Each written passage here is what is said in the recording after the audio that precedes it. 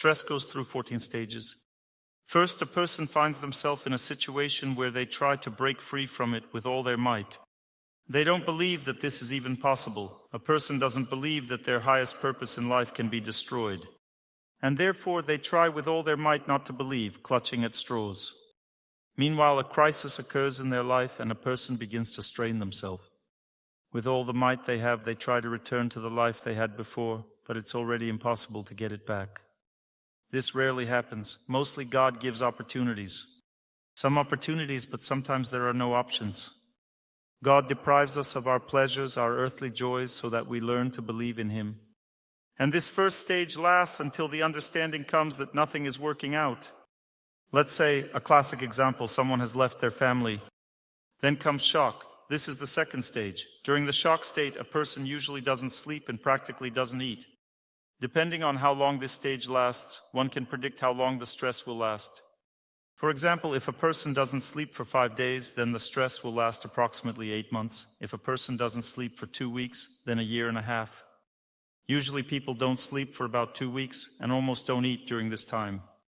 In a state of shock, it's contraindicated to explain anything to a person, to give them any philosophy, explain what happened. If they ask during this time, "Will my loved one return?" you should say, "Of course they will return." That means you shouldn't tell them any other things because it doesn't help. There are such psychologists who don't see the condition of a person and begin to tell them the truth of life. It's madness to do so.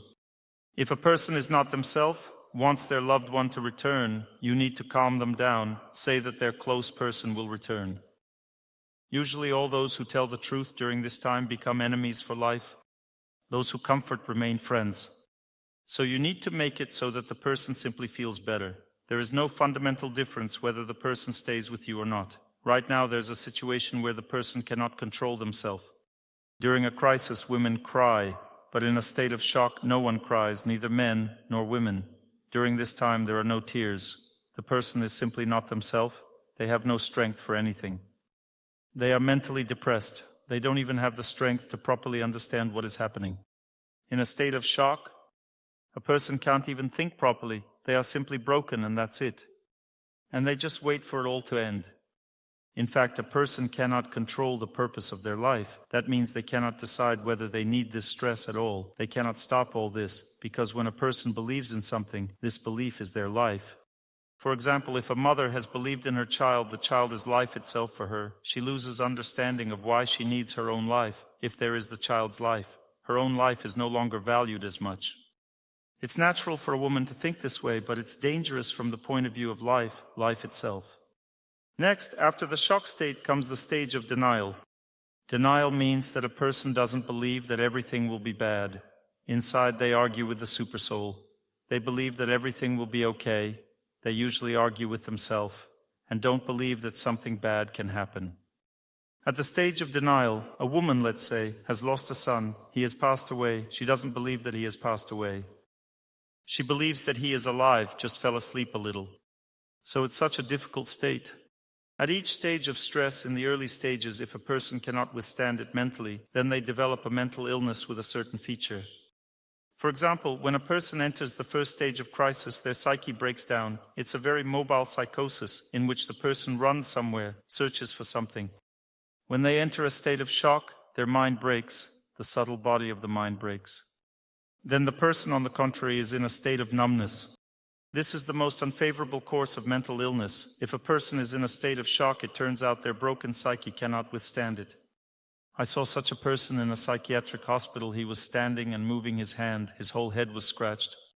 The doctor said that if you gave him a comb, his head would be badly damaged.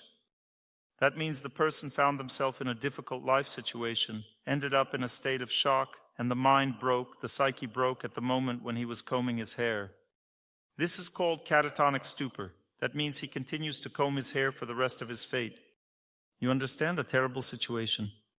Usually people don't recover from such states. If at the stage of denial a person's psyche collapses, then they don't trust what is happening, doubt everything. The denial stage also doesn't last long, like shock, maybe 3 weeks maximum. Then comes anger. A person looks for the cause, the culprit, who is to blame for everything that is happening. If a loved one has left, let's say, a husband has left for another woman, then another woman is to blame. Clearly, you won't blame yourself at this stage, someone else is at fault, and during this time a person argues, gets angry, cries, feels offended. All this indicates that the highest goal in life gives a unique type of energy to the mind. This type of energy serves as the meaning of life. Every person has some meaning of life.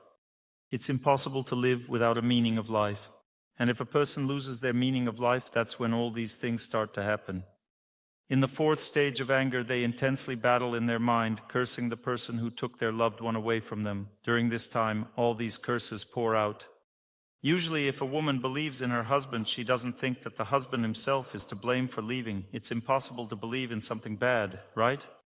It means that the husband is good, he was just deceived, someone bewitched him, got him high, and suddenly he fell for it all and left. That's how it all happens.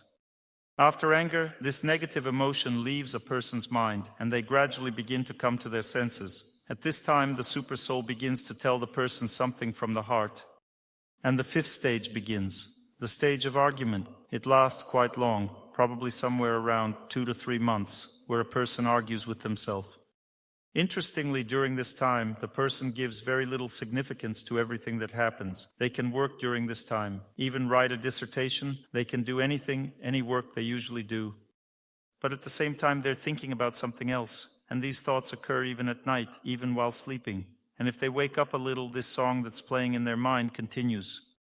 They feel anger, they argue. That means the person argues, trying to prove their point. They're trying to prove that those who broke their fate did the wrong thing. They also try to prove to their loved one that they are wrong. And the supersoul is trying to tell them something, and they are actually arguing with the supersoul. Well, how do you think this argument ends? Who wins? The supersoul wins, and then comes the next stage, which is called guilt. During all these stages, the person wants to bring their loved one back, but simply doesn't know how to do it. The person just wants to bring them back, but they don't know that there is a practice that puts everything in its place. For example, if the karma is insurmountable. There are 4 types of karma. There is light karma, when you can overcome everything on your own. There is medium karma, when a person overcomes their fate with the help of consultants, specialists, doctors. There is heavy karma, when a person overcomes their fate with the help of prayer, which I recommend to you. Heavy karma can be defeated. But there is insurmountable karma, when no matter what you do, the situation doesn't return to how it was. You see, if a person was killed, the situation doesn't return to how it was. There are situations when you can't bring anything back, and there's nothing you can do. But a person always wants to go back. An argument means only one thing, an attempt to go back. A woman wants to prove that she's right, and if I'm right, then my husband should return. She wants to prove to herself that she's better than that woman. Argument means that she compares herself with her. Yes, she has this and that, but I have this. That means there's an argument. And she compares, thinking that I'm better, so he will eventually return to me. But he doesn't return, and the next stage begins, which is called guilt. Once a woman who was at this stage came to me and began telling me what a sinner she was, and how her husband, who left for another girl, was a saint. She believed so strongly that she was a fool, which is why he left her. I asked, "Have you always thought so?" She said no, that she had come to this conclusion quite recently. She had moved to this stage of guilt, thinking that she was a fool and he was right to leave her. But in her heart, she was actually saying all this to herself and others with only one goal, so that her husband would hear it in his heart, understand that she had made amends and come back. So the goal is still the same, just different methods are used to achieve it. Who remembers a familiar story? Then comes panic, the 7th stage. The stage of guilt lasts quite long, very long. A person condemns themselves for several months, repents, may write letters of repentance during this time. If there is no opportunity to do something, this stage of repentance lasts for a long time. After guilt comes panic. When a person doesn't know what to do, they rush around. Usually during this time, they constantly go somewhere, run somewhere. They don't know what to do at all. That means they've already argued and been angry and have blamed themselves and no longer know what to do, how to live. And they're not even glad that such a situation existed, that she had a husband who left. During this time, the woman doesn't even understand whether she needs him or not. It's just hard for her and she can't get rid of this state. A girl who was at this stage approached me in Riga. Her loved one had left her 7 years ago. And she reached the stage of panic after 7 years, and she told me, "I can't take it anymore. I don't need him. Let him stay there with his woman. I can't live like this anymore. Tell me how to get rid of him." So she was done. She was sick of this life goal that she had set for herself. She didn't know what to do with it, how to get rid of him. I said, "You won't get rid of him." She said, "I thought another man would help. I got myself one and I still think about him. Nothing helps. Dr. Torsunov, why is this happening? Is there really no one better than him?" I said, "There is one. God is better, 100% sure. As the song goes, 'My Lord, where are you? I am so tired without you, my beloved. I cannot live even one day without you.' But this is not homosexuality. The soul sings about God, because at this time a person does not distinguish between man or woman. He sings about God as a beloved, because the Lord is the most beloved. This is impossible to explain. At this time a person does not feel stress. When a person sings about separation from God, one experiences great happiness. This state is called spiritual trance." Good afternoon, Dr. Torsunov. I have a question. What does separation mean? It is a great happiness to be separated from God. In the spiritual abode, there is no difference between separation and meeting. During separation, there is even more love. If you have replaced God with a person, then there is no happiness in separation from them. When a person is separated from God, they experience enormous happiness. Because the Lord communicates with them at this time through the heart, the Lord never remains indebted to our feeling of love. I told her that she needed to learn to love God. She said, "Dr. Torsunov, explain how to learn to love God." I said, "You need to play the voice of a holy person and catch God through this sound. Repeat just as the holy person repeats. Immerse your ears in contact with their holiness. Bow, serve, run after God. Grab him through sound. And when you catch God through sound, at that moment suffering will dissipate. No man can compare to God. Immediately your heart will feel lighter. After panic, the strength to suffer runs out, and a person falls into depression. Depression means no strength. Understand, a person can achieve everything if they have the right goal. And in this situation, they want so badly for everything to return, but it doesn't return because the goal is wrong. It is incorrect thinking to choose something other than God as the highest goal in life. I want to build a house. This is wrong. Well, build your house. Why do you consider this the highest goal of your life? Why think and dream about it so much? An incorrect life goal is a crime. We live in order to choose the right goal. Therefore, a wrong goal in your life inevitably leads to suffering. This is inevitable. Don't think it will be different for you. If you choose the wrong goal, you won't be happy. Stress usually lasts from 1.5 to 3 years. This is a serious thing. You need to be careful. One man during a lecture on family relationships raised his hand and said, "Dr. Torsunov, everything you say is fairy tales, because in reality I have been infinitely happy in my family life for several years already and will be happy forever." He said that he was so happy and would always be happy, and everything I said was nonsense. He said, "We never argued with my wife, never disputed, never quarreled. Every day I experience endless happiness and will continue to experience it." Maybe he made God the highest goal of his life? If he had put God above everything, he wouldn't argue with me. He would smile and be happy that he had such a wife, but at the same time consider that the main thing was to care for her. This person in a state of deep enjoyment and happiness began to tell me that I didn't understand anything. What does this mean? It means that depression has matured. Depression takes away a person's strength. During this time, various diseases develop. At the stage of depression, a malignant tumor may develop. A person can burn themselves with depression, simply kill themselves. This is a terrible thing. At the panic stage, usually you cannot help a person in any way. It's like a wheel spinning. It has to spin to a certain point for the cycle to pass. You can pull a person out from the depression stage, you can reduce it significantly. Usually it takes about 7-8 months to reach depression, and depression can last very long, many years. Therefore, at this stage of depression, what should you do first? If you are at the stage of depression, you need to plan for yourself to walk in the forest for at least 3 hours once a week. So that there are trees around, because a person needs nature to restore strength during this time. A person needs to gain strength. You can go on vacation. During this time, you shouldn't get drunk, shouldn't have relationships with women. This doesn't help. You need to find yourself. During this time, it's good for a person to be with nature. Nature has the power to heal. Depression is first overcome by a person learning to live. Like a child, they learn to live in contact with nature. in contact with people. They need to find harmony with this world. This is the meaning of their life. Then gradually one needs to begin spiritual life, which should never really end. Depression is cured through spiritual life. It doesn't go away immediately. A person cannot get out of stress in 5 seconds. All stages need to be passed through. And when a person engages in prayer, spiritual life, and starts listening to lectures, the first thing that really helps with depression is lectures on spiritual topics. A person begins to listen, and they gain strength. And as soon as strength appears, the next stage begins. It's called, I don't know what to do. That's what I call this stage. I don't know what to do. The person asks themselves, what should I do? I seem to no longer be against what happened, but I don't know what to do. Why live? I don't know. What to do? I don't know. Raise your hand if you've experienced this stage already. What happens next? What happens next? Next, a person gradually comes to their senses. Gradually, the picture starts to come together. A person begins to hear birds singing, begins to see that there are people, that they are alive. They notice that there are lectures, spiritual music, prayer, spiritual festivals. The person's mind becomes clearer. The picture becomes clear. Reality begins to manifest before their eyes. Life begins to flow in the psyche. The mind begins to come alive.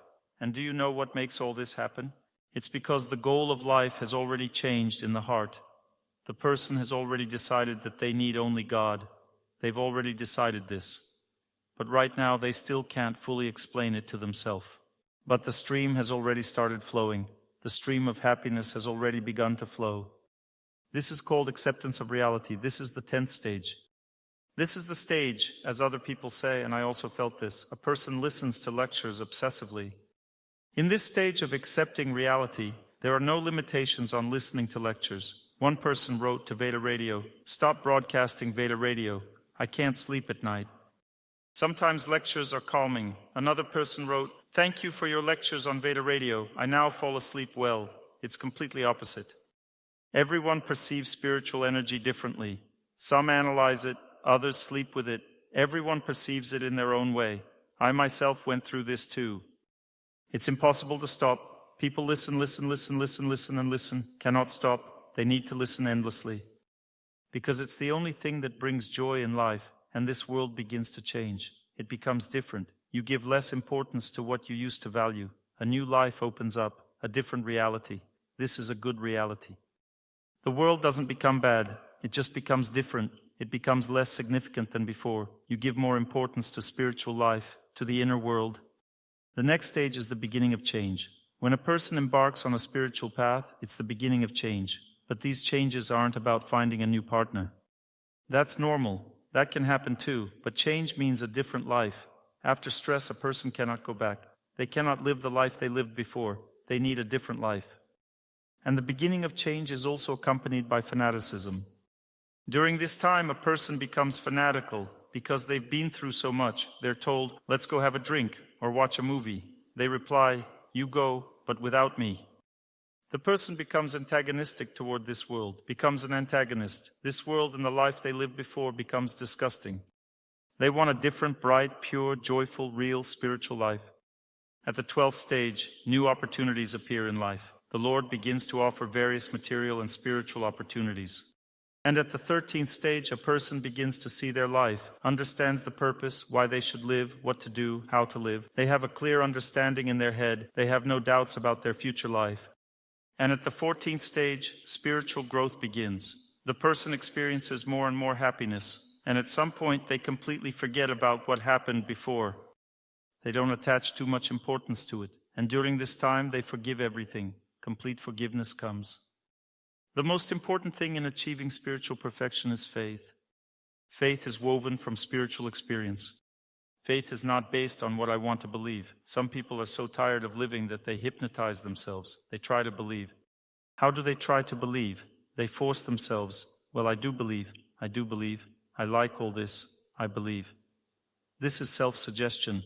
Faith is not based on self-suggestion. Faith is based on events. And God quite clearly proves His power, quite clearly proves it.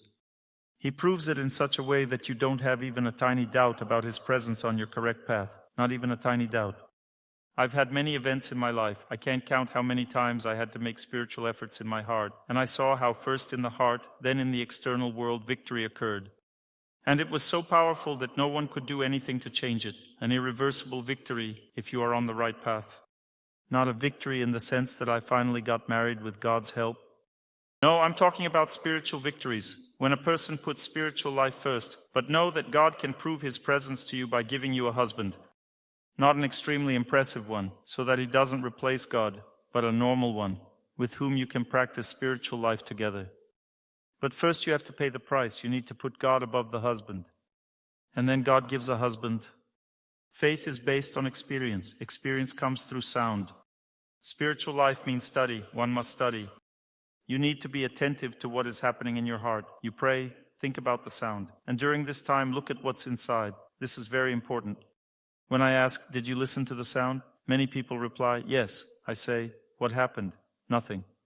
Did your heart become calm? Yes. Do you relate better to a person? Yes. Do you feel that everything will be good? Yes. So something happened? Yes. You need to be attentive. You need to observe your heart. If you repeat the sound, you need to observe your heart, because that's where knowledge is found. It's impossible to live without knowledge. You need to clearly understand what is happening. Usually this happens when there is no way out. God helps when there is no way out because a person is persistent at this time. One girl was abandoned by her husband, a rich man. She lived well with him, very relaxed. Girls like to relax when life is good. She had already relaxed, and he left her, found himself another woman. She has a child who needs to go to school. The school is private, but he doesn't even want to communicate. He has forgotten both his wife and child. She asked what she should do. I said that she needed to look at a holy person, listen to his voice, bow, repeat, I wish happiness to everyone. And this situation remains in our heart until it is cleansed and until it becomes easy. After all, you are doing this for your child. It's a noble deed when a mother wants good for her child. God really likes this in the heart. She started doing this. Then she told me about the changes. At first, the biggest problem was that she couldn't combine the memory of God and the memory of her ex-husband. When he entered her heart, she felt protest, and she forgot that she needed to pray. Despair and protest, this is the most difficult stage.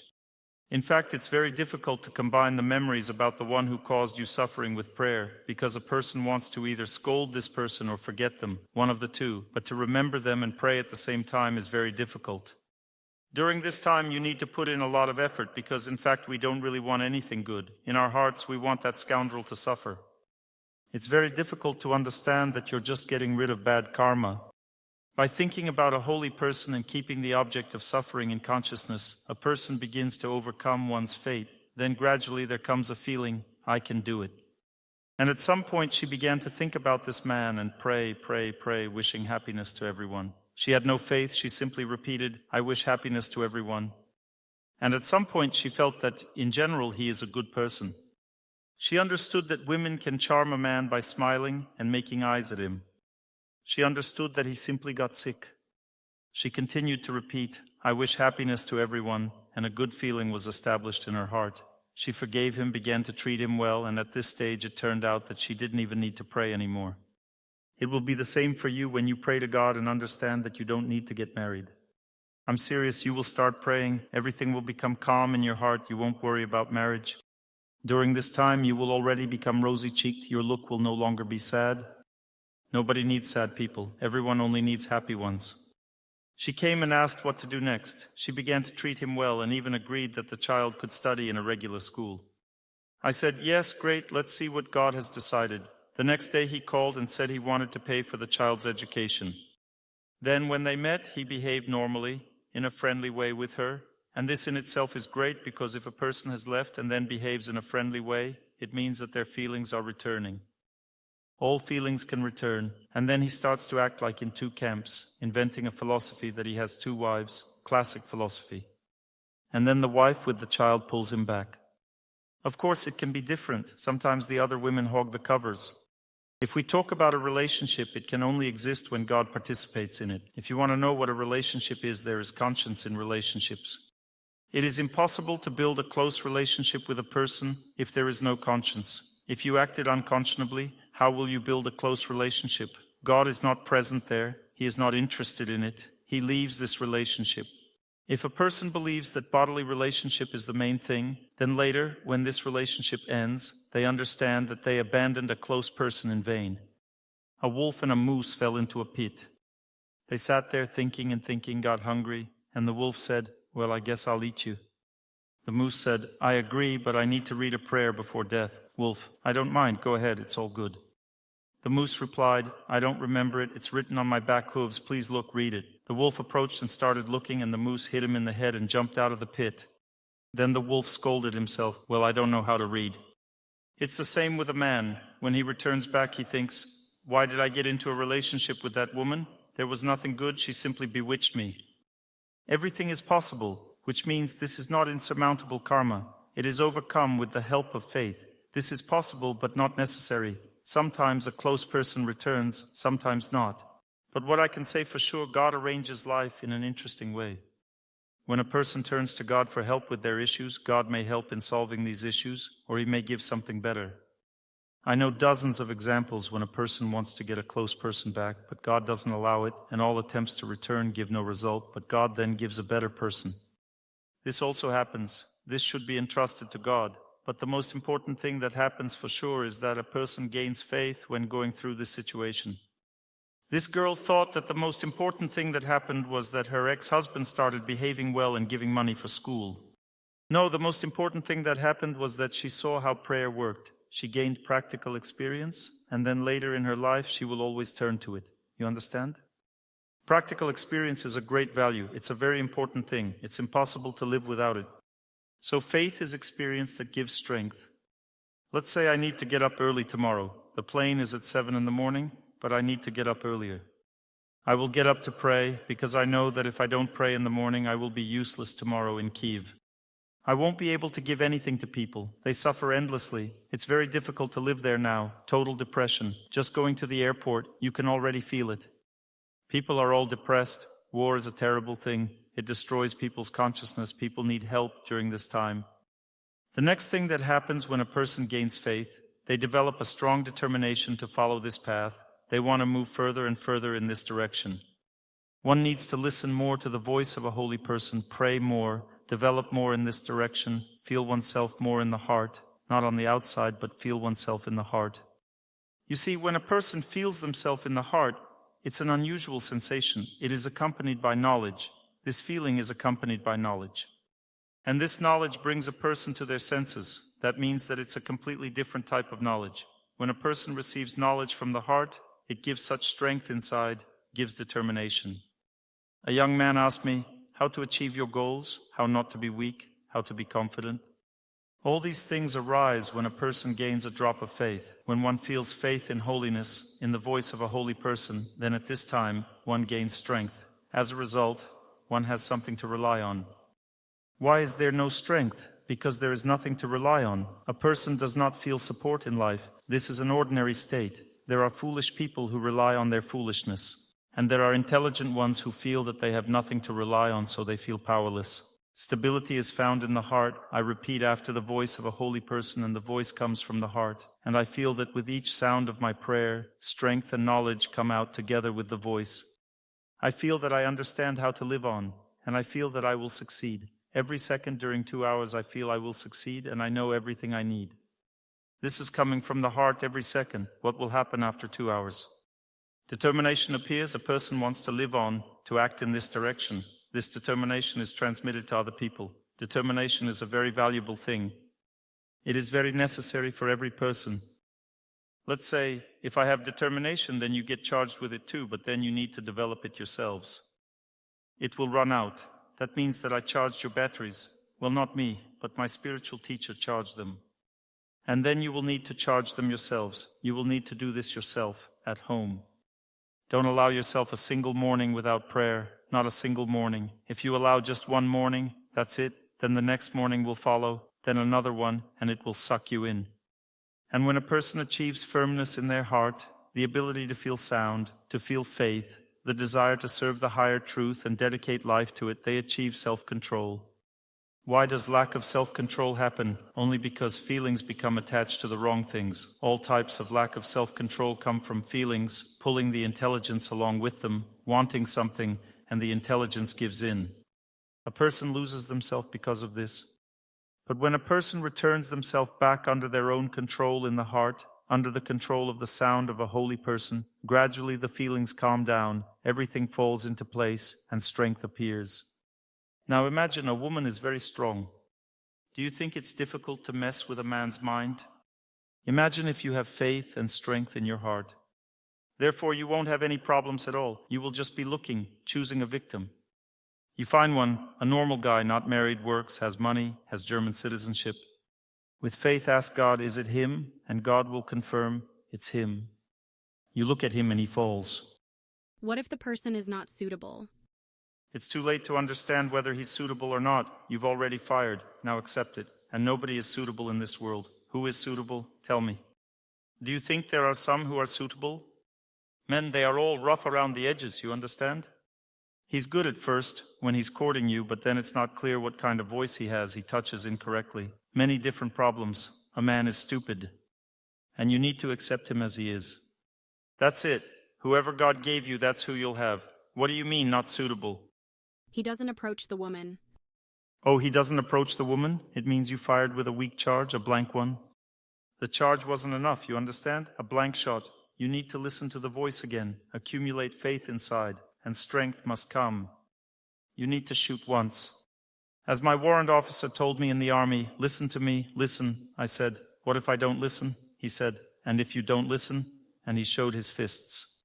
Not very tall, wide face, fist this big. He said, I hit only twice, once in the forehead, and the second time on the coffin lid. You know, he spoke convincingly. I realized it was better to listen. So you need to shoot with your eyes the same way, only once, and then the second time, only at the registry office. What if the man is not ready to get married? What difference does it make to you whether he's ready or not? Everything depends on your strength. How will he agree to go to the registry office? I'm already explaining for the 5th time what to do. You need to listen to the voice of a holy person. Choose any holy person who has spiritual strength and listen to their voice, then you'll figure it out. Listen to this voice, then you'll figure it out. Start with someone. You understand? Understand that when a person listens to the voice of a spiritual person, everything goes into their heart. Strength appears right here in the heart. You just need to listen to their voice. Bow to this person and gradually develop strength in your heart. When strength appears in the heart, at first it goes into foolishness. It doesn't go into the correct understanding of things at first. It goes into foolishness first. And so you have strength appearing in your heart, but you wanted to get married. And all this strength goes into marriage. He doesn't want to go to the registry office. He says, trust me. Marriage in our time can be achieved in 2 ways, either by storm or by siege. He's German. German? Siege works fine. Our people even besiege the Turks. No problem. Serve honestly with faith, take care, discipline, keep strict, tell the truth, and don't allow any wiggling out. And every day, well, not necessarily every day, but sometimes after you've fed him, you need to hug him like this, embrace him, and right into his ear, into his left ear, you should say, I want to marry you, with faith in God. First, pray well before this and set yourself up for heart connection. It gets through to any man. You know, it reaches a man's heart slowly. You need to break through. Men are afraid of such words, okay? You can replace it, say, I really like having a more formalized relationship with you. You know, you can do whatever you want with any man. You just need patience. You simply don't understand the nature of men. A man needs to be gradually worn down. It doesn't matter what he thinks, just pray and wear him down, that's all. The stronger force always wins. Whoever has more strength wins. God is on your side. God wants families to exist, children to live in families, that's it. Family means marriage registration, so you need to move forward, win through prayer, keep winning. You simply don't understand what I'm talking about. You don't have the knowledge. You don't understand that a person who has God in their heart will achieve their goals anyway. No matter what, they have a lot of strength. You just don't have experience now. You don't have strength. So you say, oh, I don't know what to do with him. That's the nature of the soul to win in general. It should always win. It shouldn't lose. You understand? There was a wrestler who always prayed. He never lost a single battle, no matter what they did to him. That's how a person should live. Don't be afraid of anything. You have so much strength inside. You can keep a man by your side. It's nothing for a woman. You just need to live with God. Understand, you have no strength because you don't know the source. And later, when he stays by your side, you'll understand that you were wasting God's powers on the wrong things. Because if a person serves God, they don't even need to set up this testing ground.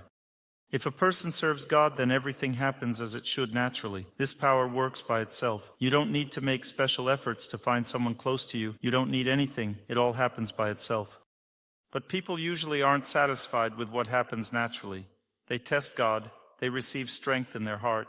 A woman makes eyes at a man, sweeps him off his feet, grabs him to the registry office, and only then believes. So faith usually comes after practice, and God in principle doesn't mind. Please use it, believe, and continue to live honestly. There are categories of people who can remain stressed for their entire lives. The first category is people in degradation, and these are people who don't want to get out of stress. They want to drown it with wine, drugs, sex. These people remain stressed all their lives. They don't even know about it. They don't understand that they're stressed. They say, everything is fine with me, while they're actually in depression at that time. The next categories of people. Those who cannot get out of stress are people called non-believers. They are so proud that they only believe in themselves, they don't believe in God, and don't want to believe. Until it passes, until a person gets out of degradation, until they overcome atheism. There is another category of people, they doubt everything. It's very difficult for them to accept knowledge from any person. They doubt everything. Such people also cannot get out of stress. There are reasons for such understanding of things. Two main reasons. The first is violence against people. When a person commits violence against living beings, causing pain and suffering to others, one remains in this state of disbelief or degradation. And the second reason is unfavorable communication. Often people don't give importance to this. This is a major mistake. Often people don't give importance to favorable communication. Let's say you're flying on a plane or you're in a car and you open your tablet, turn it on, and there's nonsense playing. And you watch all of this. And you think nothing will happen, but imperceptibly to your consciousness, you sink into this tamas.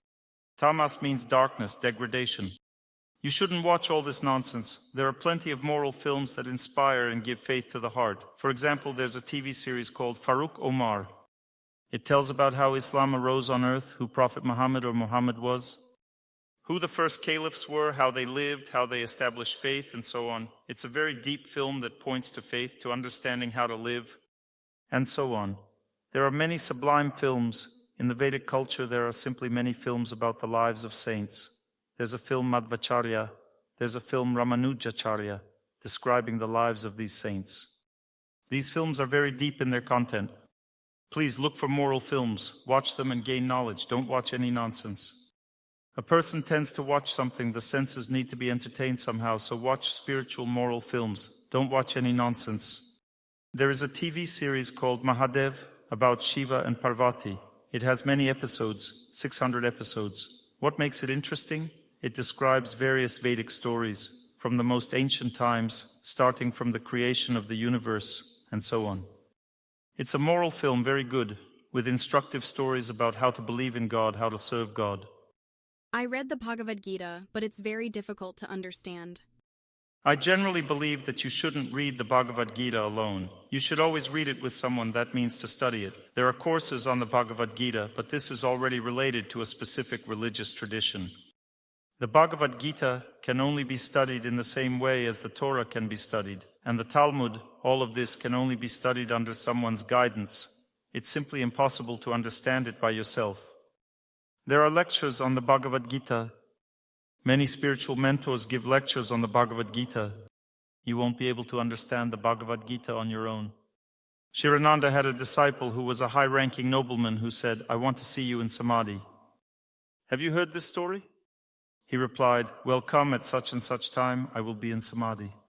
And he comes to him. He sees that the man is repeating the holy names of God. He walks and repeats, very concentrated, carefully repeating for 5 hours straight. And then, when he came out of this state, the king said, "Well, when will you be in Samadhi?" And he replied, "I was in Samadhi all this time." So he was experiencing spiritual trance from the name of God. He was repeating God's names. But the king thought that Samadhi is when you're shaking all over. That's what he thought Samadhi would look like. Samadhi means relationship with God. I would like to hear practical questions from you now related to spiritual life. Spiritual life is more practice than theory. The theory is simple, the practice is difficult. You need to ask questions. You just said that no morning should end without prayer. What prayers should I start my morning with tomorrow and every day? With any prayers. You need to explore, don't be afraid of anything, use any prayers. If a girl wants to get married, she flirts with this man and that man, she tries everywhere. First something needs to work, and then she'll figure out who it is. So it works, then she looks further. What kind of person is this? Do I need him or not? He's not needed. That's his problem. He shouldn't have taken the bait. Take any prayer boldly from any spiritual tradition. Start repeating it. Gradually, after 2 months, you will already know what you like more and what you like less. Start with something. Don't overthink it. You understand? Life is ending. It's unknown where you will be born in the next life. You understand? People who don't engage in spiritual practice mostly all go down to hell. After hell comes an animal body. Does that suit you or not? You don't know? Do you think I'm telling you fairy tales? What happens in hell? In hell? Better not to think about it. There's a joke.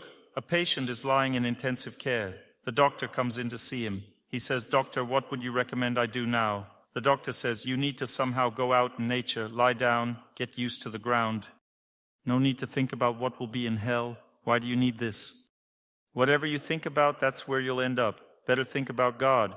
Why do you need to know about hell? You'll find out when you get there. Why think about it?" But Christ also went there.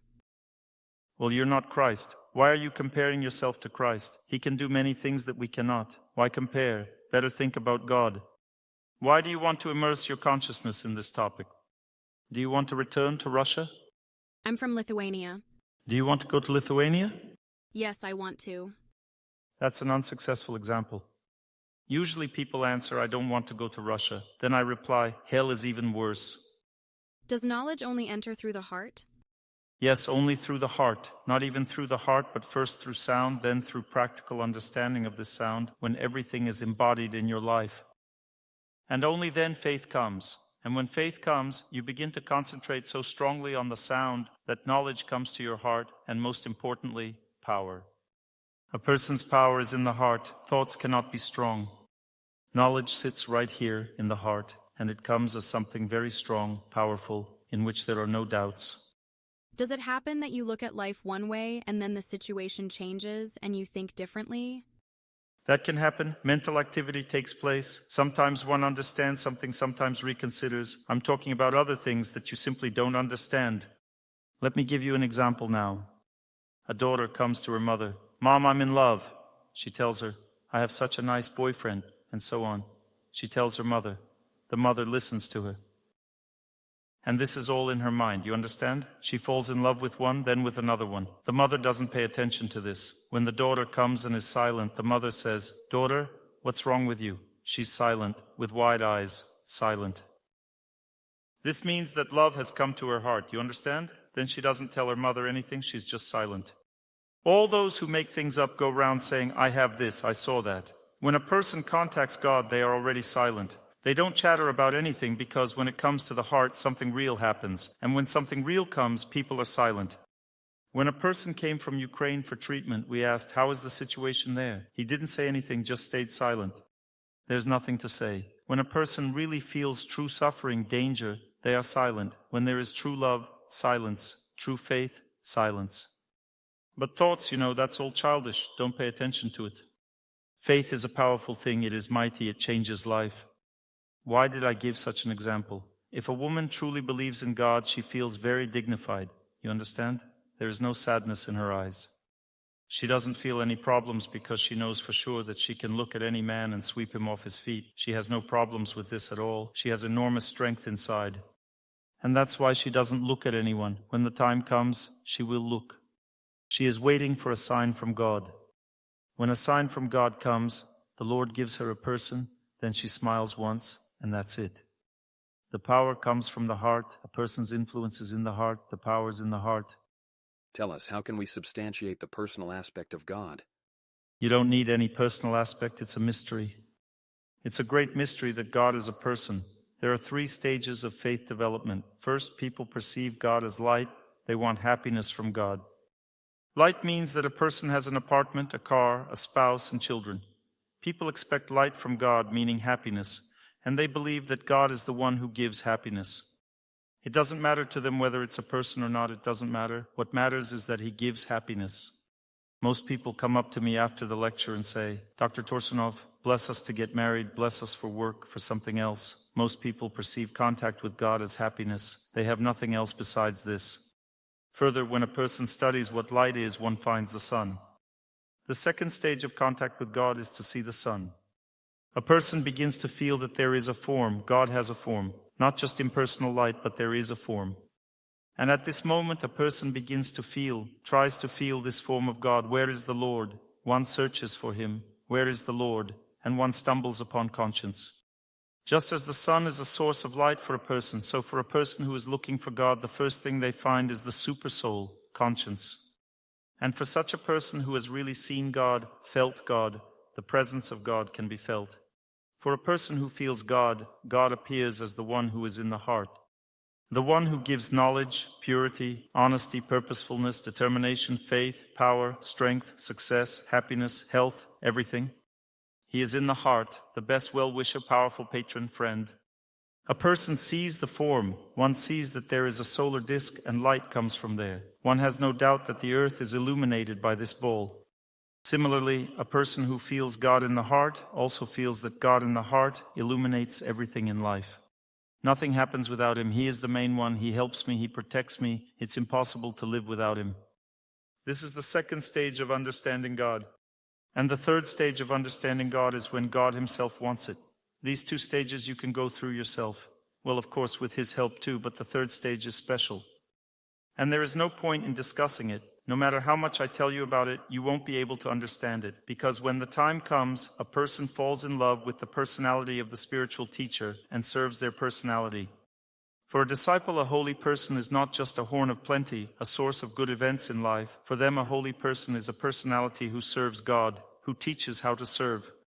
And through the personality of the spiritual teacher, through the personality, not through the object, but through the personality, a person opens the door to the personality of God, through personality to personality. This is a great mystery. You need to believe very strongly in the mission of the spiritual teacher. And through this faith, through service, gradually serving, surrendering selflessly, surrendering to one's spiritual teacher, a person discovers that the Lord has qualities. Character qualities, character traits, that he is beautiful, he has a face. This is a very big mystery. There is no point in talking about it now. People even have difficulty distinguishing the light of the Lord. Why do people suffer so much in this world? Because they do everything with their own strength. They have no contact with God. If at least a small contact with God is established, if you start listening to the sound a little bit, then life immediately improves, illuminated from within and from the heart. Who has started doing this and life is improving? Did you feel it? Life is improving. There are no big problems anymore. People who are engaged in spiritual practice don't have any big problems with their personal life, with their material life. Everything is more or less good.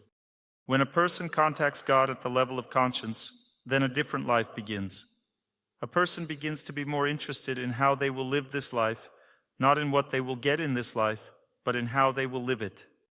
A person wants to live their life honestly. When a person begins to see the personality of God, they're not interested in this life, in this world. At this time, they're in a spiritual trance, seeing only the personality of God, not being interested in anything else. A person cannot be distracted by anything else because one who has seen the personality of God will never be able to see anything else. One goes to the spiritual world. These are great saints who see the personality of God. This is not accessible to ordinary people. This is a great mystery. Of course, we are now thinking about the personality of God. We have a lot of interesting things to read on this topic, but these are all just speculations of the mind. Try to think about what will bring you closer to God. Relevant prayers, the voice of a holy person, bowing to a holy person, study of the scriptures. You need to follow the path that is accessible. You don't need to fly too high into the clouds. It won't help. How can one distinguish humility from pride in oneself? A person cannot distinguish either humility or pride in themselves. Only an elder can distinguish humility from pride in a person. If there is no elder, no way. Only an elder can open our eyes. Do you think I can distinguish humility from pride? Do you think I know if I'm proud or humble? I know nothing about myself. But an elder will tell right away. You communicate with an elder, and immediately everything becomes clear through their eyes. The Vedas explain that a person is led by the supersoul through life, and the supersoul does it through elders. The Supersoul through the elder tells about how to come to it. Who is an elder? It's just a loud, you understand? Just a loud of the Supersoul. An elder just wants to transmit the voice of the Supersoul. When I leave for a lecture, my wife tells me to be a translator of the words of my spiritual teacher, not saying anything from myself. She blesses me. A person cannot understand anything by themselves, nothing. It's a dark forest. Only in the reflection of an elder can one understand oneself. It's impossible with one's own strength. That's why it's so important for a person to have an elder. There are two ways of relating to an elder. You can just listen to lectures and learn about yourself through lectures. This is the first stage of development. It's good and long. The time comes, and a person finds faith and gets an elder. A person just needs an elder in life and gets an elder according to their fate, whom they deserve. It may be just a believer with a little more experience. The Supersoul begins to actively work through this elder, telling you how to live, what to do. You listen to them and follow their advice. How to distinguish pride from humility? I asked the elder, but he didn't answer this question. He doesn't answer? He says it's with the help of the elder? If he doesn't say anything, it means you don't need to think about it. Sometimes people ask questions that don't make sense to answer right now. They ask, tell me about all my past lives up to the spiritual world. Why? What's the point? Thank you. Next question. A question about prayer. Is it considered right to ask God for something? You'll ask anyway whether we consider it right or not. When you start praying, the first thing that happens is nothing happens. You don't hear the voice of a holy person. You don't understand your prayer. You feel sleepy during this time and there's no attention span. And you just need to cry a little bit, Lord, why am I so stupid? I don't hear. Dr. Torsunov says that the voice of a holy person passes into the heart and joy arises there. But I don't hear anything at all, neither myself nor the holy person, and I just want to sleep. Why did I get up so early? What a fool I am. Of course, you do not know how to pray. At first, nothing happens at all in the first stage. Then if a person goes into a bit of despair, because the first step toward God is despair, first you need to want it a little bit, just a little. When this desire appears in the heart, the mechanism turns on, and the person begins to listen to the voice of a holy person. What does it mean to hear a person's voice? It seems clear. Everyone hears. The question is only with what emotion, with what concentration, with what strength, with what faith. That's the question, you understand. You can hear infinitely strongly in your heart, or you can just think their singing is okay. The second stage is emotion. You begin to feel the holy person, hear them, and you begin to repeat together with them like a parrot. There are 4 types of correct listening. The first type is a parrot. A person repeats what they hear like a parrot. The second type is called the Chataka bird. The Chataka bird is a bird that tries to drink only rainwater from the sky. It doesn't want to drink dirty water from puddles. Therefore, when a person like a Chataka bird listens to a holy person, they don't want to hear anything except holiness. The Chataka bird can die of thirst, but it drinks only rainwater. It drinks water in flight. When rain falls, it catches droplets and drinks in flight and doesn't descend to the ground because water is dirty here. It wants to drink heavenly water, such as the Chataka bird. People who want only holiness in their lives are compared to this bird. They don't need anything else. They're tired of everything. They want to hear this voice and listen. They drink only rainwater. The third type of listening is a fish, not blinking, not moving, and not even moving the fins, freezing and listening. And the fourth type is a swan. It means wanting only purity, only the sublime. Not communicating with anyone, not listening to any nonsense, not listening to any gossip news, only the voice of a holy person, only the voice of a holy person. There are 4 types of incorrect listening. The first type is a wolf. When a person listens and gets irritated, they want to insert their own arguments like, I think the other way. The second type is a camel. It doesn't like the voice of a holy person. It doesn't like juicy grass. It likes thorns. When it chews a thorn, blood appears in its mouth, and it actually likes the taste of blood, and so it loves to eat thorns to make blood come. It means that a person loves to listen to pop music, loves to listen to all kinds of nonsense, but doesn't love the voice of a holy person. They like to eat thorns. The next type of incorrect listening is a bull. It eats everything indiscriminately. When asked, well, what do you listen to? We listen to everything. We listen to the voice of a holy person, pop singers. We like everything. You need to be like a fish or like a Chataka bird or like a parrot repeating. The holy person is in such a mood and I am in the same mood. He is like this and I am like this. I listen, can't tear myself away. Or you should want purity in this life. Be tired of dirt.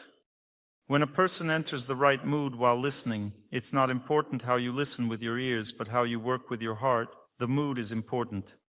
When a person enters the right mood during listening, they repeat together with the voice of the holy person and listen, repeat and listen. And this voice of the holy person gradually moves from the mouth and mind into the heart.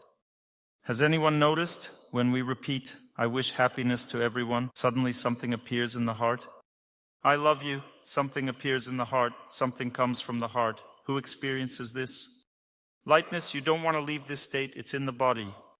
When it comes to the heart, a person freezes, they feel the sound here in the heart. And why do tears appear? Tears because the voice breaks through sins. When you read a prayer, it breaks through.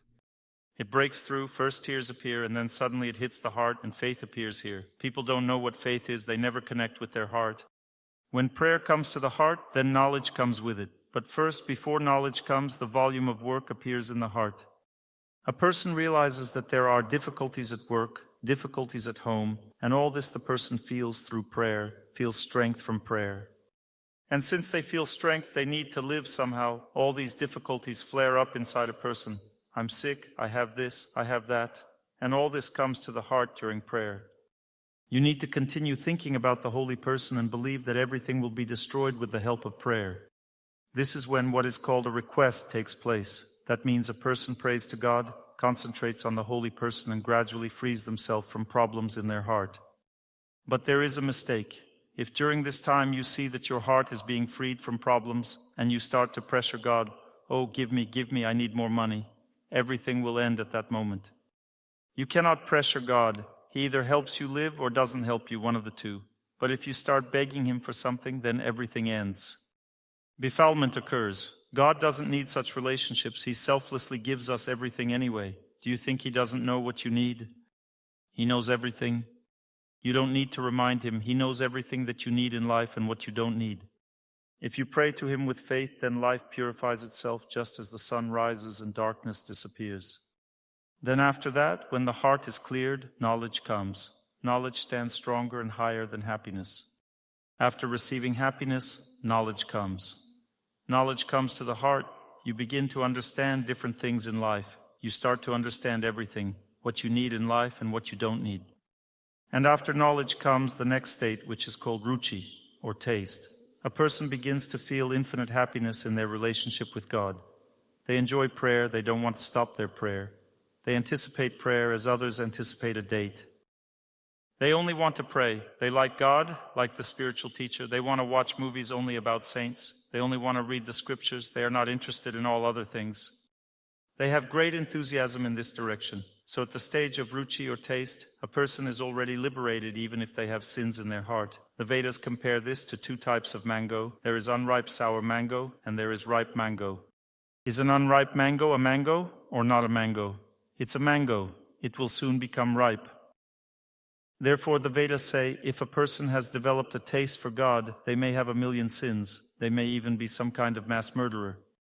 If they have developed a taste for God, they already live in this state, they like God. This means that this person will very soon burn all their sins and become a great saint. Their mango will ripen without any doubt.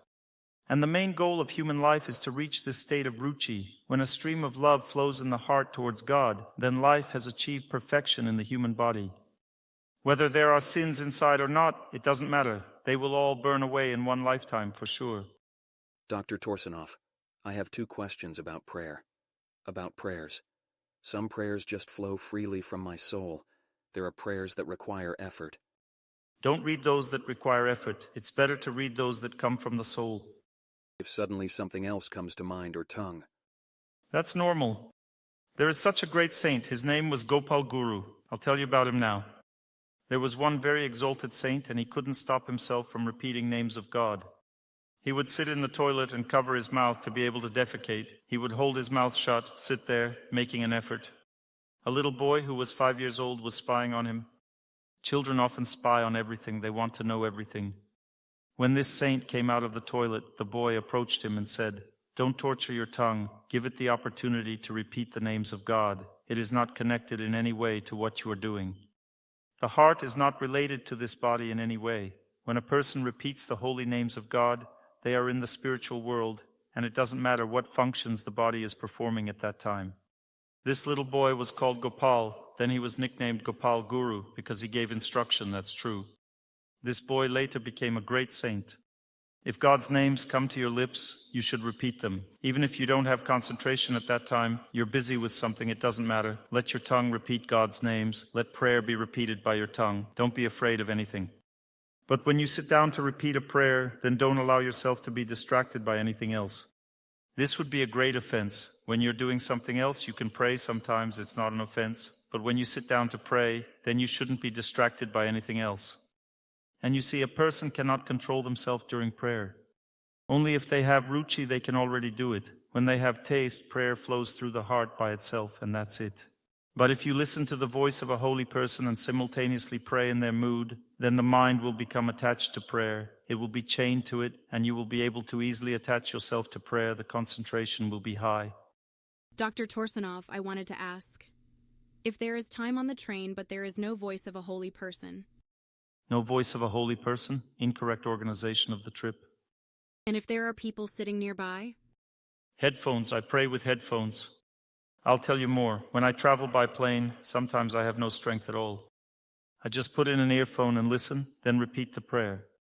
I set myself up to listen to a holy person chanting a prayer because I don't have the strength for my own prayer anymore, and I tune in to his repetition. You need to survive however you can. Dr. Torsunov, I have 2 sons. The younger one has already managed to run away, but they found him. You didn't miss anything, he just ran away. Yes, they already allowed him to. Well, good. I actually have a large spiritual family. But my younger son can be very hot-tempered, although he practices kung fu. But nevertheless. He practices kung fu and is hot-tempered? Dangerous.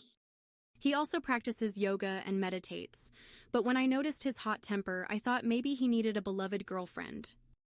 And now he has a girlfriend. Don't give her too much importance. The super soul is also in your heart. He doesn't hear internally. No, this is how the super soul acts. It was all the other way round. He was supposed to have a girlfriend, and the super soul told you in your heart he should have a girlfriend. And you felt it, and a girlfriend appeared. This is not your achievement, but God's achievement. Now I'm worried because he's having such ideas like, well, sometimes you can eat meat, because the girlfriend is from that kind of family. This is how love works. Young people fall under the influence of lust, which is an insatiable enemy of knowledge of the soul. When people begin to fall under the influence of lust, their spiritual practice temporarily becomes weaker. There are no big problems with this, nothing terrible. I shouldn't worry. Whether you worry or not, it will happen anyway. Young people will still immerse themselves in lust. It means they will deviate from the rules. Just don't deviate yourself. Continue to live correctly, forgive him, and try to explain to him how it should be. That means if he doesn't listen to you, don't pay attention. This dullness will pass later with time. It will definitely pass. That means if you have the right atmosphere in the family, young people will surely come around to you eventually. When young people immerse themselves in love and sex, some deviations occur in terms of normal life. Someone starts smoking, someone does something else, eats meat. It's not good, of course, but it's inevitable. The world is now arranged in such a way that when young people deviate from spiritual life, they begin to live like everyone else. This means that all kinds of quirks may appear in them. It's just scary for you to be angry with him and to stop engaging in spiritual practice yourself. Let's continue with questions. Dr. Torsunov, how do you correctly help other people whom you don't respect? How do you pray for them? You just need to understand that if you don't respect, it means pride. You just need to bow to a holy person, remember these people, and gradually you will understand why they are the way they are. That they are ignorant, it's hard for them to live, they have such a life. What can you do? If in a real situation you try to care for them, but they don't respect you. Take care of those who respect you. If people close to you, relatives, don't respect you, then simply fulfill your duties toward them. That's it, simply out of a sense of duty. Your question. If religion allows eating meat, is spiritual development possible? Yes, it's possible. If religion allows eating meat, then spiritual development is possible, but it will be difficult. You see, the Vedas there say, since people have attachment to the body, religions make concessions related to the body. There are 3 types of attachment to the body: and therefore 3 types of concessions are given to people. The first attachment to the body is the desire for flesh. That means a strong desire of the body, since we are in the body, and this consciousness, when the body wants something, it also wants flesh. And that's why people eat meat, because there is a strong desire for flesh. And that's why meat is blessed in temples. The reason for blessing is a concession. It's not that eating meat is good. Does a person progress when they eat blessed food? They don't progress. It's just a concession for those who want to believe in God, but cannot live without flesh. You understand? The second concession is for those people who want flesh, but they need flesh in a subtle form, which is sex. So they also exploit someone else's flesh, but through subtle rather than physical exploitation. This is sexual desire, so there is also a concession in this direction. That means if you want sex, please have sex with your lawful wife or lawful husband. This doesn't mean that sex advances people in spiritual life. It doesn't advance them. But if a person does everything according to religious rules, at least they don't degrade significantly. God gives such a concession for those who are not very spiritually advanced. And the third concession is wine. Wine inflames carnal desires of sex and meat. To increase pleasure, one needs to drink wine. Wine inflames carnal worldly desires, and therefore there is also a concession in this regard, that if wine is blessed, then there's nothing too terrible about it. In all religious traditions, there are rules that one should have less meat, less sex, and less wine. It's just that in some spiritual traditions, they forget about certain things. For example, they say that one should have less sex and less wine, but meat is normal, or less wine and less meat, but sex is normal. Well, they forget something, but nothing changes because of that. Even if eating meat is allowed in a spiritual tradition, it's better not to eat it. It's not a sin to not eat meat if it's allowed in your spiritual tradition. For instance, in Orthodox churches and monasteries, they don't eat meat, they only eat fish, and they don't drink wine and don't engage in sex. You see, more advanced people understand that this is not good, and there are also fasts. Immediately a question arises. Why fast by abstaining from meat if it's good food? Why should people fast for meat? If it's good, then one should eat more of it. Why is fasting needed then? If there's fasting, it means that meat is not very good food. Did you hear me or not? Also, don't listen to all priests indiscriminately. Most priests don't know these deep rules. They say, it's allowed, don't worry about it, eat it. They say it's okay once every 6 months. They say once every 6 months or once a day. Well, everyone has different opinions. Therefore, it's better to reduce all of this in your life. The purer and more sublime your life is, the more spiritual taste you have. Meat diminishes spiritual taste, sex diminishes spiritual taste, and wine especially diminishes spiritual taste.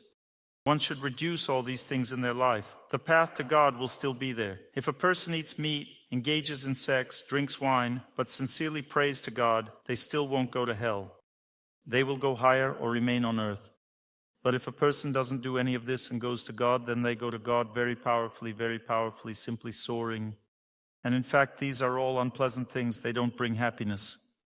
I advise you to conduct such an experiment.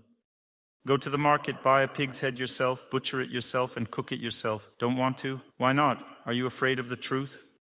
Meat is disgusting food. It's simply disgusting. Why eat it? They want the taste of meat, specifically flesh. They want flesh, I'm telling you for sure. Spices help, yes, but they want flesh. They want the taste of flesh. They need flesh. That's why people eat meat. Sex is also the taste of flesh. Okay, what about fish? Are there any restrictions? Fish is an aquatic plant. Fish is not meat, right? Fish is a plant, seaweed that broke off and started swimming. Fish is better than meat, but worse than jellyfish. Fish have more developed consciousness than jellyfish. Jellyfish don't understand anything at all. Shrimps don't understand anything at all. They are completely stupid, almost like plants. Fish are already a bit different. They develop fear. They don't want to die. They twitch when they're caught. You shouldn't eat them. You're eating curses. When a fish dies, it suffers, and then you eat that suffering. When a person dies, people don't want to stay there for long. Why? Because it smells of torment and suffering. The person in the subtle energy body suffers. They want to return to this body, and this suffering is unbearable to watch, so people leave that place. But in this case, you don't leave that place. You actually take that place and eat it. You eat it directly, taking all the suffering into yourself. Well, why do you need this? Eat what doesn't suffer. When leaves are cut off, vegetables are pulled out. They don't suffer. They are in a deep sleep. They don't understand anything. When you trim a tree, it will grow even better. But if you cut off a piglet's leg, a new one doesn't grow. You understand? In Holland, cows are heavily exploited. They are sad and are always killed after 4 years on farms. There's a lot of sadness in their eyes. What about milk? Should we drink this sadness or not? Well, some people drink it, some don't. I drink it. You know, I'm more concerned about your sad eyes, and the fact that cows in Holland are sad or that people in Mozambique are starving doesn't concern me that much right now. I'm doing what God requires of me. Here people are sitting sad, and I need to give them happiness in this life. And the cows in Holland are the next stage. When all people become happy, then we'll get to the cows in Holland. My son asks how to hear the voice of God within. Through the voice of a holy person. One needs to listen to the voice of a holy person and gradually, by listening to them, hear the voice of God. Another question then, who is a holy person? A holy person is one who sings, who loves God with all their might. One who loves God with all their might is a holy person. Or let's say, a voice like this person's, for example. Holy people are very deep by their nature. This is Radhanath Swami's channel, Journey Home. When you listen to it, well, I don't know, it's amazing. Radhanath Swami's channel, the book Journey Home. So this is this person singing. All exalted people have amazing voices. They sing in a way that touches your soul, or they read prayers so wonderfully. These are unusual people, that's the answer. Any other questions? If there is a devotion to a spiritual person, is that enough for spiritual practice, or is something else needed? Because I try to engage in spiritual practice, but there are always events that interfere with it. You still need to meet regularly and discuss spiritual topics. From your age, from your speech, from what you said, I understand that you don't yet deeply understand the voice of a holy person. And you haven't immersed deeply in prayer yet, because if that had happened, it would be enough for you. But every person must meet and discuss spiritual topics. I also need this. I always find time to meet with juniors and discuss spiritual topics. Or I go to places where seniors tell me about spiritual topics. This is also the third aspect that needs to be done. Yoga, prayer, plus spiritual communication. Dr. Torsunov, you said regarding relationships with seniors. What's the second one? First, listening to lectures. Second, listening to sounds or serving. The first way is listening and the second is service. So with seniors, you need to listen to them, and the second way is to give yourself to them, do something for them, serve them, follow their instructions, serve their mission.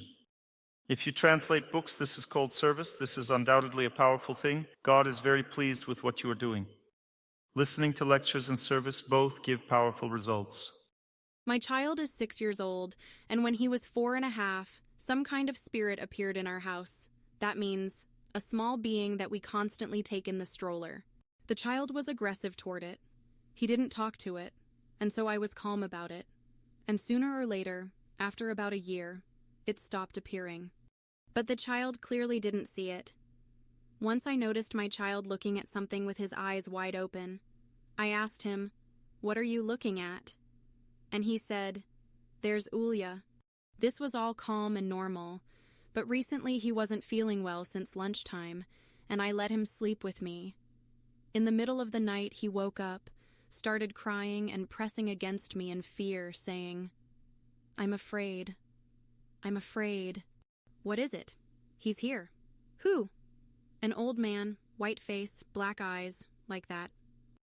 This means your child sees the subtle world. How old is he? Now he's 6.5. Soon he will stop seeing the subtle world, at most until 7 years old. The time comes and children stop seeing the subtle world. All children see the subtle world. They are afraid. Well, some see it more clearly, some less. You yourself also have a tendency to see the subtle world. This is overcome with spiritual music. Play spiritual music, light candles. And you must have some blessed oil from a holy place. Anoint with this blessed oil. Thus you activate all senses toward God. And that's it. And this being cannot pass through any of your senses. This exists. You just need to understand that spirits exist. I told you that I overheated in the sauna on the first day, slept at night, and an angry old woman attacked me. I wanted to kick her in the head in my dream, and my leg went up. Then it hit the bed, and I felt it right in my calves, so I turned over in bed 3 times. It happens. Spirits attack. They exist. Nothing terrible. They only attack when we see them. If we don't see them, they can't do anything to us. There was a time when even though I prayed, I felt a spirit bothering me, so I would also start reading some prayer to it. I'm not afraid of it. I read prayers to it, and it gets inspired and then leaves enlightened. They don't really scare you. These spirits feed on the subtle energy of a person.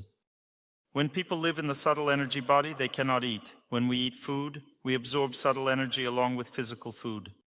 But spirits, they cannot feed on anything. They are only in the subtle energy body. They feed on people's emotions, fears. Mainly, they scare people and feed on the emotion of fear. When panic attacks happen, are those also spirits? Yes, when we are afraid of something, these are all spirits acting. There are good spirits, there are evil ones. For example, a toy stands in the store. Is there something in it? No, it's just a toy. But when it appears in our home and 2-3 days pass, it becomes so familiar, so alive, you hug it. Well, a good spirit settles in it during this time. Good spirits live in toys, they live in fire, fireplace. If you burn a fire in a fireplace, then in the fire good spirits also live. And if a person sets up an altar, then angels begin to live in the altar. That means those who help God. So divine energy comes from the altar. You need to wash the house with clean water. You can wash with cow manure. Cow manure cleanses from spirits because it strongly cools, and spirits are afraid of cold. That means cow manure cools on the subtle plane, and therefore all spirits leave. You can burn candles, especially with clarified butter. Then spirits also leave. They leave from prayer, and when a spiritual film is shown, they also leave. But when people quarrel, they come instead. When people drink at home, use drugs, spirits accumulate there, they become many. And when there are prayers, cleanliness, you can wash the floor and dishes with milk, and then the apartment will be free from spirits. For example, a person drinks and eats from some dish. You can wash it with milk, and that's it. Then their energy will no longer be present in this dish. Yes, your question? I want to ask about my son. He is now entering puberty, and interest in the opposite sex is already appearing. And we have now begun to notice that on the computer he goes to a porn site, and we don't know how to react to this. How to react? You need to understand that this sexual energy is so strong that it drives a person insane, that's all. You just need to have more spiritual life in the house, but he will still peak, and there's nothing you can do about it. But that's how I explain it to my wife. The wife is more worried, of course. No, you need to worry. You need to watch over a person so that he doesn't get carried away into some drunken orgies. You need to watch that the child doesn't get carried away. Watch carefully. A person under the influence of lust does not control themselves. This is a disease, you see, a disease. It's a childhood disease, a youth disease. Everyone has it. Everyone's psyche is tuned to lust because we are attached to the body. We want to enjoy the body, our own body, someone else's body. But children don't have intelligence. They don't understand the danger of such things. That's why they go there. Watch all of this. Then it all gets imprinted very strongly in memory. Everything related to sex gets imprinted very strongly in memory. A person cannot forget it for a long time afterward. You need more spiritual life in the home. There is no other way out. Neutralize the bad force with spiritual energy. There are different ways. I have a friend. He is truly an amazing person. He practices spiritual discipline, writes songs. There is a song that is popular in bars, in restaurants. It's called Black Eyes. Georgians usually sing it. It's popular. And he composed new lyrics for this song related to meditation on God. And it turned out great. I liked it. You can recommend such songs to children. You can give them everything that is connected with God. And he plays it at parties when Vaishnavas have weddings. Relatives need to be entertained somehow. They play such music.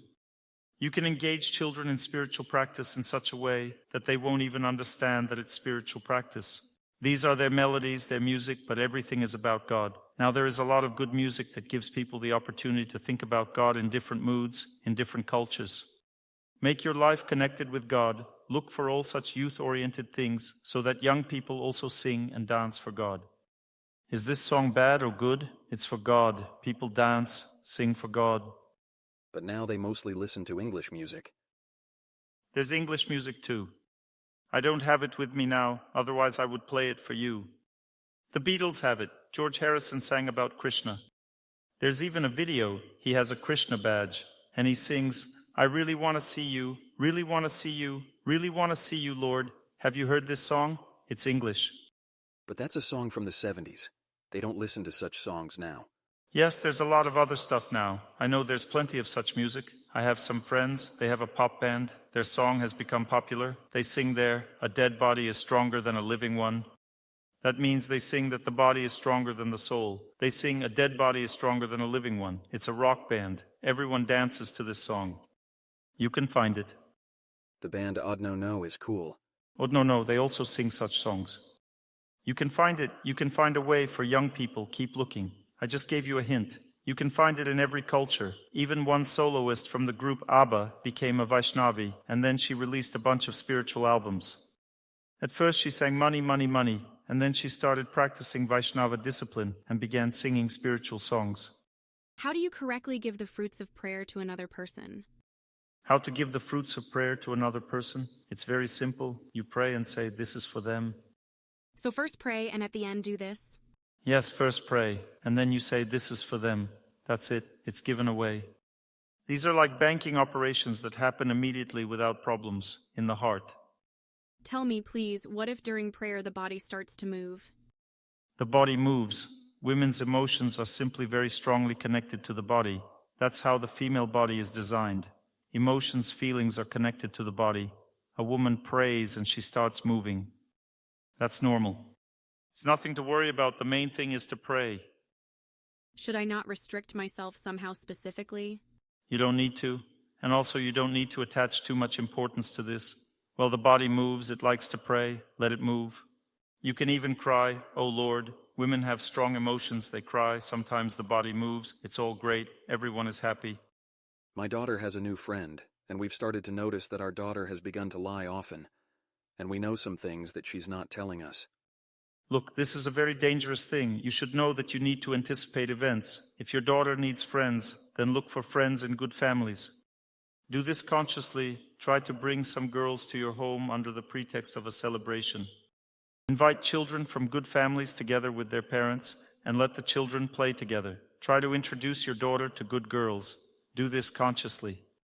And when she has a good friend, the bad one will fall away immediately. So I need to replace this friend? Replace, and only this way. Moreover, do it carefully, imperceptibly. Just as to distract a child from something, you need to give them another toy. Similarly, children need friends. What about forbidding communication with someone? This is a forbidden approach. If you forbid it, then it will be worse. This will start love in separation. She will become so attached to this girl that it will be extreme. You should understand why this happens. Because good children are all occupied, you understand? They already have relationships with someone, and it's more difficult to enter into relationships with them. The bad ones from unhappy families, they are all unoccupied. They are all looking for and finding communication. They are more active in their search, let's put it that way. And good children already have relationships because parents took care of this issue. Well, take care of your daughter. Find friends for her from a good devout family so that she communicates with good people. And everything will change immediately because she will feel the difference. Thank you. Don't be inert while watching your children. Keep them occupied. Take action. Try to make sure they get the right communication. We are simply in degradation and don't know how many moral films there are. Tens of thousands of moral films are now available. Excellent films that develop children have already been released. There are moral computer games, I assure you. Search a little and you will find them. Computer games that develop a child, make them a good and decent person. There are thousands of moral cartoons in which no one chases each other, but purity is shown. Look for all this. You need to search, you need to study this. Create an environment for children in which they will develop spiritually. This is simply your austerity. Do it. Spend a few months of your life creating this environment. Everything that the child is interested in, make it moral and spiritual, and your life will be crowned with success. There is only one reason why you don't do this. You don't know the harmful effect of communication, close communication. You don't understand the danger. You don't understand why children become drug addicts, alcoholics, gay. They become this only because of adopting tastes. They get a taste from someone and that's it. Don't let this happen. Don't give the children the slightest opportunity. And you need to do this carefully so that children don't even guess that they are being controlled. You need to create activities for them. Let's say they're interested in something. Enroll them in some club, some activity group. Occupy them with something so that they are active. Don't give them the opportunity to go out on the street and find these gay guys or girls there. Is it okay to praise children in front of them or without them? Yes, their intelligence is very weak and they need to be inspired. Praise a little, scold a little. It's fine, nothing terrible. A girl needs to be very carefully called to conscience. If you love your child, you can, for example, simply not talk to her, and when she comes to you to talk, you will say, "Daughter, this is not acceptable," in a kind way. A woman understands through emotions and a kind voice, while a man understands only through actions. It's also pointless to knock him out. He needs to be put in a corner and then he will understand. Or deprive him of something and then he will understand. But words don't work on a man. A man doesn't understand words. A girl understands words, but kind ones. You need to explain everything to her because a girl understands well when things are explained to her kindly. And if you just suddenly forbid her something, she is in shock, and she then begins to protest, begins to fight. She needs explanations. Why do I feel that you're wrong? When it's explained to her, she begins to understand everything. A woman's intelligence is connected with the heart. With the heart means with love. You need to speak with love, and a woman will understand everything. A boy's intelligence is connected with actions. He needs to be punished somehow by your actions and behavior. My father came back from the army. For 3 years, I didn't really know my father. He was in the army for 3 years.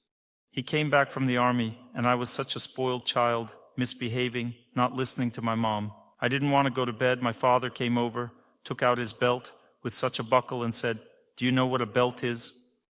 I looked at it and said, "Dad, I'm already asleep." So I philosophically assessed the situation. Action is needed. A man loves strength. A woman loves love. You need to understand this and act accordingly. Are you already tired? Is it time to finish? Thank you. You bowed so well. I will remember it for life. Thank you very much. Let's wish happiness to everyone. If someone needs to catch a train, then now is the time so you don't miss it. And now our own train will depart. Let's do it with Radhanath Swami, such an exalted person. He wrote a book, Journey Home. He is a very, very, very unusual personality. He is already a saint. He has several tens of thousands of disciples, and they are all very exalted. That means it's a sign. How to determine if a person is a saint? If one elevates people, then this person is a saint. He even has disciples who have become spiritual teachers themselves. So he is really an exalted person. Everyone sit up straight. This is Kirtan. It means an event when people gather together. They enter such a state of happiness that they no longer control themselves. And this state is created by the mentor, the spiritual teacher. Now there will be a typical Kirtan. Thank you very much. I wish you all happiness. I wish you all love, prosperity, health, spiritual development, all the brightest in your fate. I am very grateful to you for coming here and being with me all this time. Thank you. All the best to you. Unfortunately, we have to part ways. Nothing can be done about it. Our time together is coming to an end, just as our time on this earth will end. And it's good if we leave this earth in a state of deep joy. Just as we were wishing happiness to everyone now, and people were singing this Kirtan in a state of deep joy, in the same state we should end this life. We should live this life very brightly so that the song remains with us. So that the song goes with us, the song about God goes with us into the next life. I hope that next year when we meet with you, we will all be enlightened. I want to express gratitude on behalf of the organizers for you being here, for coming together and receiving so much knowledge. This is another stage of your spiritual life. And most importantly, to thank the person without whom none of this would have happened, Dr. Torsunov. Dr. Torsunov, we would like to send some peace from us to Ukraine. Okay, I will say it at the lecture. I will say that you're sending peace and it has reached us again. In fact, it's difficult for all of us right now. This is how time works now. This is necessary so that we remember God. We all need to try to pray more, think about peace and love. And don't believe it if someone says that Russians are bad, or Ukrainians are bad, or Europeans are bad. This is all complete nonsense. Don't believe it. We shouldn't talk about bad things. Now is not the time to talk about bad things. We only talk about good things, and we understand that politics is necessary when time acts badly. When time acts destructively, politicians try to preserve their states. They try to preserve what exists to prevent discord. It's not politicians who wage war, but ideologies that follow politics.